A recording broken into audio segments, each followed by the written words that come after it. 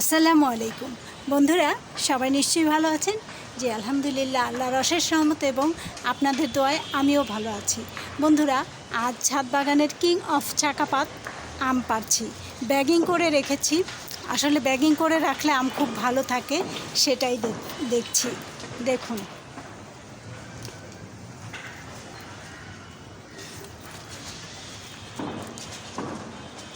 গাছটি আমি গত বছর কিনেছিলাম।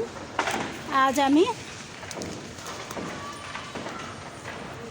সেই গাছের আম পাড়ছি। আসলে এই যে গাছের থেকে আম পেড়ে খাওয়া, সেটার মজাই আলাদা। দেখুন, দেখা যাক কিং অফ চাকাপাত। ব্যাগিং করা অবস্থায় তো ভালো থাকে। গতকাল দেখে গিয়েছিলাম, পাকেনি। আজ একটু খুলে দেখেছি পেকেছে, তাই আমি খুলে নিচ্ছি।